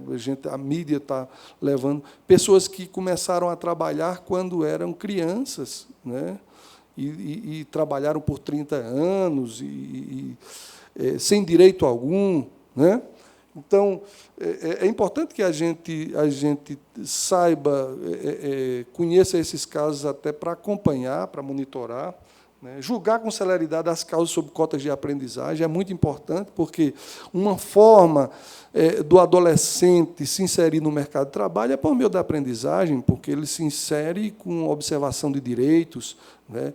Ele se insere de forma regulamentada, de forma monitorada, né? E muitas vezes, quando essas cotas de aprendizagens elas estão sendo objeto de recursos que passam 2 anos na Justiça do Trabalho, né? Nós vimos estatísticas do Ministério do Trabalho o ano passado, mostrando que o número de vagas de cotas de aprendizagem era enorme, não estavam preenchidas porque estavam sendo judicializadas, né? Então, a judicialização passou a ser um meio de não cumprir a cota, né? Então, dar celeridade ao julgamento, eu acho que é importante, né? Qualificar as ouvidorias para receber denúncias de trabalho infantil, receber e encaminhar. É claro que nossas ouvidorias não têm competência para definir ou julgar ou mesmo apreciar questões sobre trabalho infantil, mas ela pode ter um papel cooperativo, né? Não esperar somente pelo Disque 100, e aí, num fluxo de atendimento, encaminhar para a autoridade, né? Eu acho que quanto maior o número de canais para a denúncia, né, como dizia o professor Paulo Freire, né, diante de um problema, nós temos que ter disposição para 2 coisas, para o anúncio e para a denúncia, né? E, se temos mais espaço para a denúncia, né, mais facilmente nós tentaremos enfrentar esses problemas. Então, investir na qualificação dos magistrados e servidores, o que estamos fazendo, né? Apoiar a implementação de políticas públicas de combate ao trabalho infantil. Isso aí também o Judiciário já está reconhecendo a competência, né? Muitas vezes tem um município que tem crianças na feira, tem crianças trabalhando, e, muitas vezes, as crianças não estão na escola por falta de uma política pública. E o Judiciário pode, juntamente com a articulação com o Ministério Público, né, estimular que o poder público adote uma política pública para retirar crianças do trabalho infantil, né? Adotar um protocolo de julgamento com perspectiva de infância e adolescência é muito importante. Sobre esse tema, eu até escrevi um artigo no livro mais recente da Enamato, que foi lançado ontem, né? E isso é muito relevante, porque não basta só atribuir a competência ao Judiciário para julgar as causas envolvendo o trabalho infantil, né? É preciso que a gente tenha, em cada magistrado, né, e eu diria até mais em cada servidor da Justiça, a exata compreensão da importância do paradigma protetivo, né? Se o magistrado não se convence de que o desenvolvimento pleno, físico, né, psicossocial, material da criança depende do investimento que se faz na educação, do cuidado, né, dificilmente esse julgamento corresponderá à aspiração de promoção e defesa dos direitos da criança. Então, é preciso que o Judiciário tenha uma postura de empatia, uma postura de interseccionalidade, porque não há, e essa é a urgência do nosso programa, não há como pensarmos que vamos resolver o problema do trabalho infantil de forma monocausal, né? O Kailash, ele diz uma coisa muito interessante: vamos começar a combater o trabalho infantil combatendo a precarização do trabalho dos adultos, porque é o adulto precarizado em seu ambiente de trabalho que força a sua criança para ir para o mercado de trabalho, né? Então, é muito importante essa postura de empatia, de interseccionalidade, de interdependência, de indivisibilidade dos direitos humanos e também a percepção que hoje se tornou muito importante para a gente sobre os mitos do trabalho infantil. Isso é uma questão cultural e nós devemos trabalhar na cultura também, né? Então, temos que romper vários mitos, né? E quantos de nós, do judiciário, ainda estamos com esses mitos introjetados, né? De que o mito da dignidade, de que o trabalho infantil vai dar dignidade à criança, esse mito que ofusca a percepção de que a atividade laborativa prejudica o desenvolvimento da criança e põe em risco a vida e a integridade da mesma. O mito da positividade economicista, de que o trabalho infantil pode reduzir a pobreza da família, oculta aí esse mito que trabalho precário, além de não ser suficiente para superar as situações de carência, somente serve para perpetuar o ciclo intergeneracional de pobreza e de miséria, né? O mito da utilidade, de que que é uma espécie que diz assim, que é melhor trabalhar do que ficar na rua. Essa percepção, além de reduzir a existência da criança a um instrumento útil para o trabalho, sequer dimensiona os riscos da exploração e da violência que está submetida a uma criança no ambiente de trabalho, né? O mito da formação do caráter, e eu falo isso porque eu fui trabalhador infantil, né? E tive que trabalhar muito cedo, aos 10, 11 anos, e eu vi muito isso, que o trabalho forma o caráter da criança. E acho que, dado o grau de complexidade da constituição e desenvolvimento do caráter da criança, né, não é o trabalho, mas sim é o cuidado quem forma o caráter da criança. Bom, tantos mitos aí, o mito criminológico, né, que diz é melhor trabalhar do que roubar, como se só existissem duas alternativas para a criança, né? E aí eu lembro bem de uma fala até do desembargador Paulo Alcântara, ele não está aqui, mas que ele perguntava por que somente os filhos dos ricos que podem ter tempo para frequentar escolas de aprendizagem de idiomas, tempo para brincar, tempo para viajar, tempo para visitar museus, para visitar parques, para visitar bibliotecas. E o filho do pobre é trabalhar ou ser ladrão, né? Então, tantos outros mitos, né, que eu poderia aqui, e todos esses mitos precisam ser discutidos, né, abertamente no âmbito do judiciário, né, porque nós somos presas fáceis dessa cultura, né, uma cultura da pouca reflexividade e uma cultura de que o outro sempre tem o couro mais grosso e aguenta sempre a pancada maior, né? E nesse sentido, eu penso que tratar a criança com prioridade absoluta, né, é enfrentar o desafio de erradicar o trabalho infantil. O judiciário é chamado a isso, né? E esse programa, que é um sonho coletivo, é um sonho também do mundo que queremos construir. E isso nos faz lembrar a metáfora da planta que só progride quando é irrigada. E essa metáfora da planta é a metáfora do tempo, né? E os gregos eles concebiam o tempo de duas formas: o tempo de Cronos, né, que era Saturno, deus do tempo dos romanos, né, e o tempo de Kairos, né, Kairos, que era um filho de Zeus. E o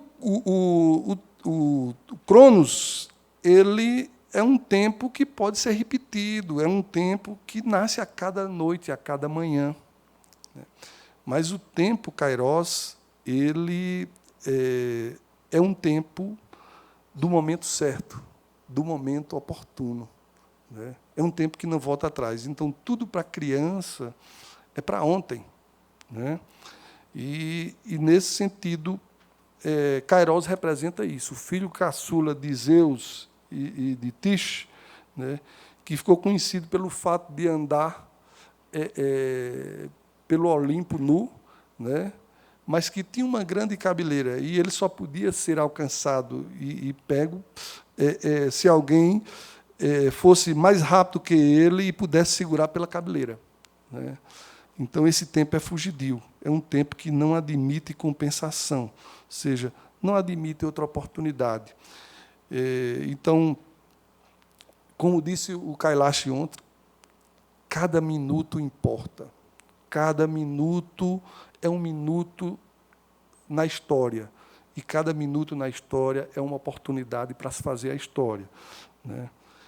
E não só cada minuto, mas cada criança importa. Cada infância importa. Eu lembrando aqui, esse é um outro nosso desafio, lembrando aqui da Katerina Volkova, do FNPET, que hoje de manhã falou da primeira infância. O nosso orçamento em 2022, orçamento para a criança e adolescente em 2022, 97% do orçamento foi destinado para a primeira infância, né, para as crianças de 0 a 6 anos. Para o trabalho infantil, o governo federal não destinou nenhum centavo. O único orçamento da União gasto com trabalho infantil ano passado foi o orçamento do Programa de Combate ao Trabalho Infantil, R$ 432 mil. Então, nós temos muito o que fazer, né?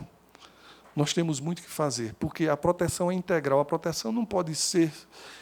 A primeira infância é muito importante, né? Mas nós temos a segunda, a terceira, né? E temos que nos livrar não só do negacionismo da ciência, mas também dos determinismos da ciência.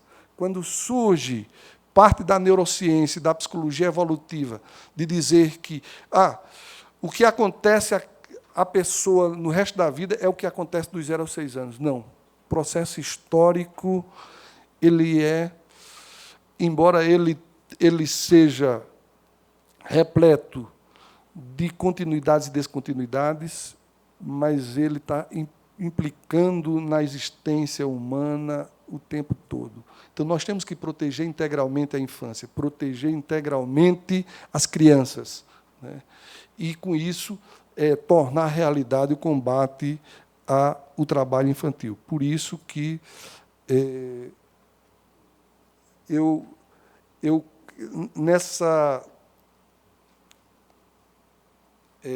nessa palestra de ontem, né, eu acho que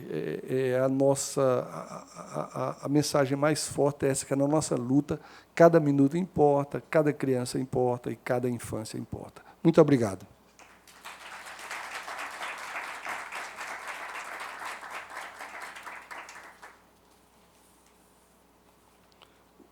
Bem, agora eu, depois de falar, acho que extrapolei o tempo, né? Então, mas abro aqui para uma interação, né? Diante da apresentação do programa. Peço desculpas se teve alguma lacuna, se eu tentei mais me estender sobre um determinado tema e não sobre outro, mas abro aqui a oportunidade para qualquer pergunta, observação ou dúvida em relação ao programa, ou mesmo para alguém que queira complementar ou trazer alguma informação sobre o tema. João.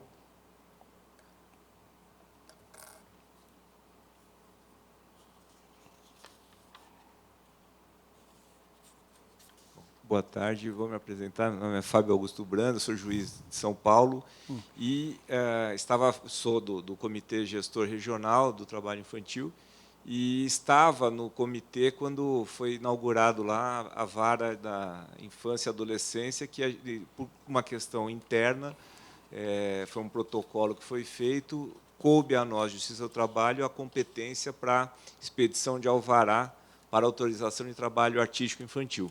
Foi depois da Carta de Brasília, com o Marcos Fava, e aí foi feito um protocolo com o Tribunal de Justiça, que fizemos um acordo em que essas ações de expedição de autorização de trabalho artístico infantil ficassem com a Justiça do Trabalho. E, assim, é lógico, dentro da desgraça, né, da tragédia do trabalho infantil, ela estaria num patamar um pouco melhor, porque seria uma autorização para participações artísticas. E aí fica naquele limiar que o ECA autoriza que a criança participe desde que haja fosse para uma apresentação artística, tal, sem fins econômicos. Mas você fica tendo que tangenciar isso. E em São Paulo tem inúmeras produtoras, tal. A gente começou a fazer eu fui indeferindo, comecei a bloquear, e aí começamos a fazer uns acordos ali com as produtoras. Então fizemos ali um provimento para dizer, para ter o trabalho artístico infantil tem que ter isso, limite. Seguimos o ECA, que fala de autorização clausulada. Clausulada. E estava indo, estava tudo certo. E aí eu quero contar a experiência assim, como é difícil lidar quando você fala do autorização em lixão, né? Acho que é colocado por um colega uma situação assim, é isso ou a fome? Então, eu acho que é difícil, é o que você falou, é difícil, ali a gente está entre dois extremos. No artístico infantil, você tem que lidar com a família. E a família, seja de qual classe social for, ela pressiona o juiz. Então, o que acontece? São valores altos. Então, tinha desde MC, até uma famosa, uma MC que eu não conhecia lá, que entrou na minha sala, ela e o pai me xingando. Falei, você está acabando com a carreira dela. Ela queria trabalhar no Grande Prêmio do Brasil e fazer 12 horas de apresentação. Tal. Só que era um valor significativo, era quase R$15.000. E fui levando isso, tal, e como acabou? Né? A gente teve uma liminar do Supremo, no momento que eu dei um bloqueio, foi até um caso famoso, que eu determinei a suspensão, o bloqueio de uma revista de moda famosa, de um grupo famoso, que o Ministério Público, a Interlocução Civil Pública, falou, vamos tirar, porque não tem, além de não ter autorização, as crianças são em poses sensuais. E aí eu concordei, achei que aquilo era razoável, dei a liminar, e, para você ter uma ideia como era evidente isso, né, eu bloqueei a URL, o acesso pelo YouTube, pelo Google. E essas empresas são completamente contra qualquer tipo de bloqueio. Só que lá você olha, você consegue ter acesso a fazer uma bomba, matar alguém, mas quando fala pedofilia, criança, eles se preocupam. Aí eles foram na minha sala e falaram, faz aí, explica a decisão que a gente bloqueia. E bloquearam. Depois disso, o advogado da empresa veio falar comigo, uma famosa de televisão, falou assim, olha, excelência, se eu não resolver aqui no regional, eu vou para Brasília. Eu falei, o senhor pode ir, deve ter avião, ônibus, não posso fazer nada. Né? Hoje tem o PJE, eu sou protocolo. Eu não posso fazer nada. Depois que eu decidi o que vai acontecer, eu não posso fazer mais nada. Mas ele foi bastante arrogante. Tá? O que aconteceu? Ele conseguiu aderir a uma reclamação que o Supremo dizia que era vedado ao juiz proceder à censura prévia. Ele aderiu a isso. Ele conseguiu falar, olha, essa decisão do juiz do trabalho foi isso. E aí foi dada a liminar pelo Supremo, cassando a minha liminar, e já, assim, por efeito porque o Supremo... Bom, deixa eu falar. O Supremo fez o seguinte, aproveitando, já que tem essa... Nós vamos cassar e anular o provimento de São Paulo. Foi assim, né? Foi por extensão. Não tinha nada a ver com o pedido, mas eles conseguiram anular o provimento, dizendo que a gente tinha exorbitado na competência. Então, São Paulo, o Estado de São Paulo, tem um caso anômalo, que é capital e grande São Paulo, que é o TRT2, não existe GEA. Agora, a 15ª região mantém o GEA. Então, fora de São Paulo, interior, litoral norte e sul, você precisa da autorização e existem os juizados especiais da infância e adolescência. E na capital e Grande São Paulo, você não precisa disso. A competência continua sendo do juiz da infância e adolescência. O que acontece, ele estava aqui, o Paulo Fadigas, que é o juiz responsável, a gente tem um bom trato e tal. Ele, quando tem dúvida se aquilo é trabalho ou não, ele fala comigo. Que é uma coisa ridícula, né? Se você for pensar, o juiz, é lógico, é uma questão de amizade e tal, mas assim, ele também fica na dúvida, ele fala, isso é artístico ou não? E teve um caso também paradigma, foi assim, um amigo, foi um colega que me substituiu um dia, deu uma liminar contra um ator mirim que ia participar de uma peça de também um artista famoso, que a peça era classificação indicativa, 14 anos, e o ator mirim tinha 11. Ele falou, bom, se isso é isso, não pode. Aí ele indeferiu, veio a diretora da peça, todo mundo lá no fórum, não sei o quê. Aí ele manteve. No dia da apresentação da peça, trocaram o ator, eles apresentaram todo mundo, todos os atores de frente, isso aí na imprensa, né? Todo mundo com esparadrapo na boca, falando o nome dele, dizendo, o juiz tal impôs a censura a nós. Então, é muito difícil lidar com isso, porque assim virou uma repercussão, aí chegam para ele, assim, né, nós, internamente, você vê os colegas, pô, mas você, não sei o quê. Então, assim, é difícil lidar com isso, eu entendo a dificuldade dos colegas, às vezes, essa do que foi definido do lixão, eu queria ver a decisão, não sei, eu só ouvi pela imprensa. Mas a gente precisa, às vezes, compreender, porque a imprensa fala de um jeito que, às vezes, não é bem o fato, né? E você tem que tomar as decisões como juiz muito complicadas, né? Muito que te expõem. Né? Desculpe, qual é o seu nome? Fábio. Fábio, foi muito importante, né? Porque São Paulo tem essa relação, né? Inclusive, na época, falou, não, é porque foi criado como um novo órgão judiciário, e não como um juizado, um auxiliar, uma coisa.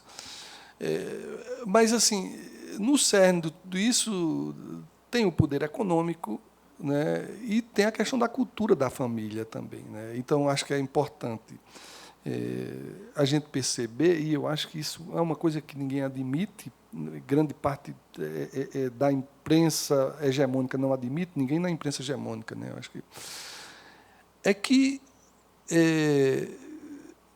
o nosso paradigma está em transição, né? O paradigma da proteção integral, porque ele dá retrocesso, não é uma coisa linear. De repente acontece um fato político e as pessoas começam a pedir homeschooling. Não quero mais ir para a escola, quero educar meu filho em casa, né? Como se a criança fosse uma propriedade da família. Né? E a grande mudança no paradigma da proteção integral é que a criança passou a ser sujeito de direitos. E, enquanto sujeito de direitos, né, ela tem interesses.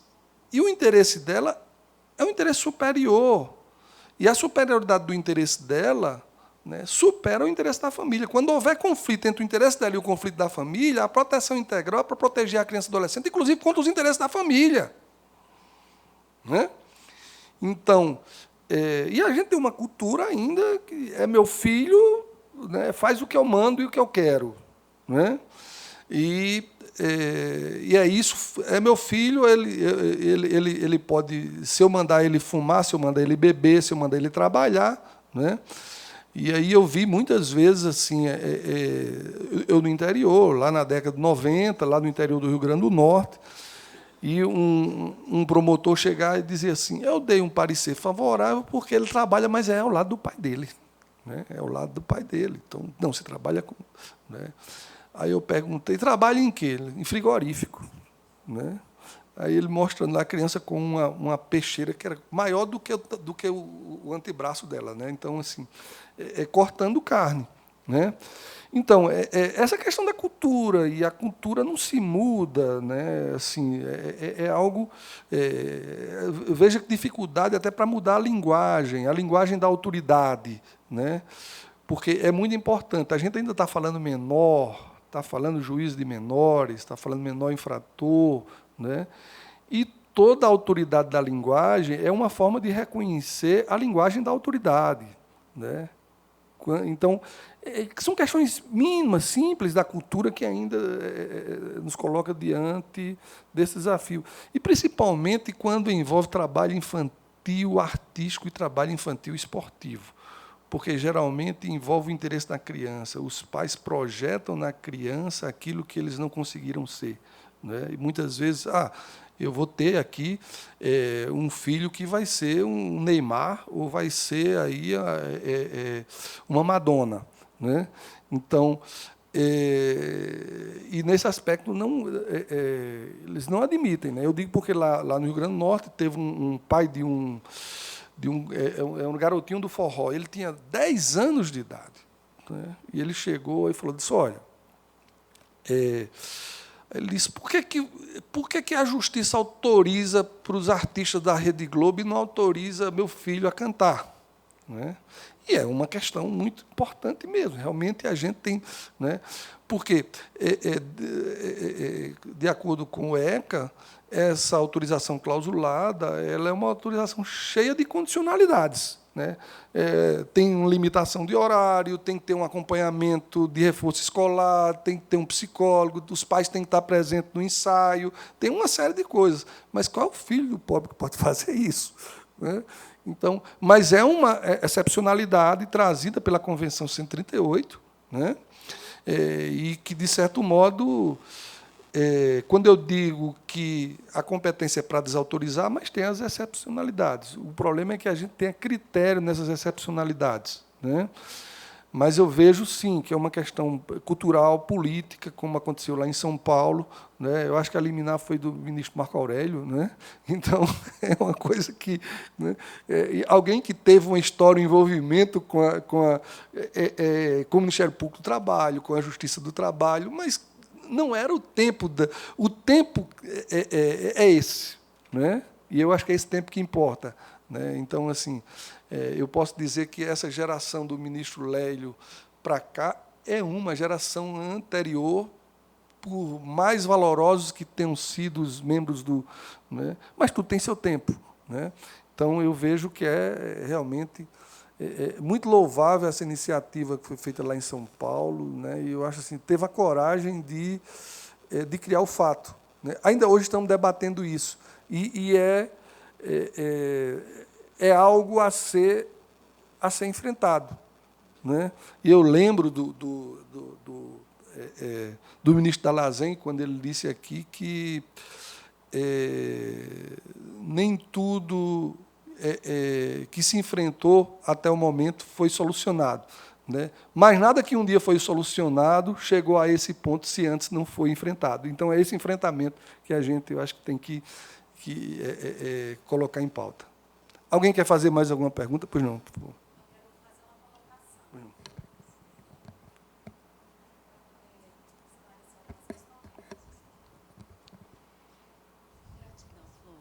Então, prazer mais uma vez, estou como reprogramadora mental, mas também diretora de erradicação do trabalho infantil aqui pelo GDF, Secretaria de Justiça. Tem uma questão da neurociência que foi colocada, que eu vou acrescentar à sua fala. As nossas conexões neurais e as nossas crenças possibilitadoras ou limitantes, elas não são formadas apenas na nossa primeira infância. Vem da gestação da nossa mãe, depois na segunda infância e até na nossa vida adulta, porque os nossos neurônios são citoplasmáticos, eles estão em formação o tempo todo. E, graças a Deus, eles têm a nossa flexibilidade, eles têm a flexibilidade de transformação, né? Então, é muito importante, quando eu te escutei aqui falando, foi tão linda a sua palestra, muito, muito enriquecedora. Gratidão Obrigado. Mesmo por conta desses mitos que estão aí o tempo todo na sociedade, e a gente precisa, de fato, nos unir para poder desmistificar tudo isso, desconstruir para reconstruir novas crenças possibilitadoras, né? E como que a gente faz isso? Foi o que você falou. Trabalhar as questões dos pais, porque a gente trabalha as questões na raiz. O filho ele é reflexo do pai, né? Então, é muito importante trabalhar com os pais no resgate da criança interna deles. Porque foi a criança do pai que foi assassinada e morta. E ele está simplesmente repetindo um padrão da forma como ele aprendeu. Então, ele tem que ter essa conscientização de resgatar essa criança interna para que a criança dele, o filho dele, possa viver a infância. Né? Então, por exemplo, meu filho está aqui comigo hoje, né? Filho, meu assessor mirim. Por quê? Porque daqui ele vai ao médico, mas ele já foi à escola. porque ele teve o direito dele de cumprir o papel dele de aluno. Mas ele está aqui trabalhando, aprendendo mais um cadiquim, que ele vai em todas as minhas palestras também esses anos todos. E aí a gente precisa muito resgatar essa criança interna dos pais. Por quê? Porque a gente consegue reprogramar, desconstruir essas questões desses padrões tóxicos que vêm se repetindo. Né, esses mitos. Você vê, o juiz lá vai estar sendo ameaçado o tempo todo, senhor. Não tem cabimento um trem desse. Mas por quê? Por conta das verdades. E a gente só consegue fazer isso também, gente, através do autoconhecimento, nos curando. Porque se eu olho para dentro de mim, eu entendo quem eu sou, eu resgato a minha criança interna, eu faço as pazes com a minha essência, eu também faço as pazes com o meu ego, com a minha personalidade que foi construída. E assim eu entendo mais do outro, eu me torno mais empático. Ao invés de eu julgar, de eu apontar o dedo, eu passo a acolher essa pessoa, eu passo a entender a dor dela. E quando eu entendo a dor dela, eu me curo também nas minhas dores. E é isso que a gente precisa trabalhar em nós mesmos e no próximo. Gratidão pela fala, gratidão pela palestra. Muito obrigado. Adorei essa observação. Inclusive, anteontem saiu uma entrevista com o Andrei Maia, neurocientista da Universidade Federal de Santa Catarina, que ele fala dos mitos da neurociência. Né? E um dos mitos é um mito do fatalismo. Né? Então, eu acho que isso é muito importante. Gente, muito feliz por tudo, obrigado pela paciência, pela interação. E um forte abraço. Pois não. Desculpe. Pode falar. Pode? 5 minutos? Por favor.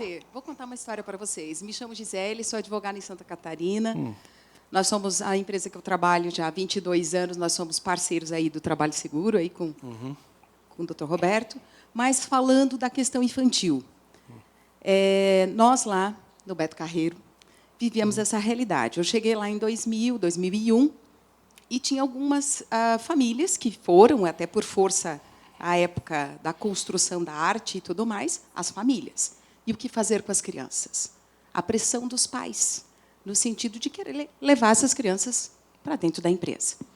Então, quando cheguei, fizemos um estudo, fizemos um trabalho junto com a psicóloga da empresa, com o médico da empresa, no sentido de verificar se estava na escola e se era possível, né, levamos isso ao Ministério Público, se era possível ele vir para os ensaios, porque, a princípio, eles vinham com o discurso de que toda essa questão passar de pai para filho.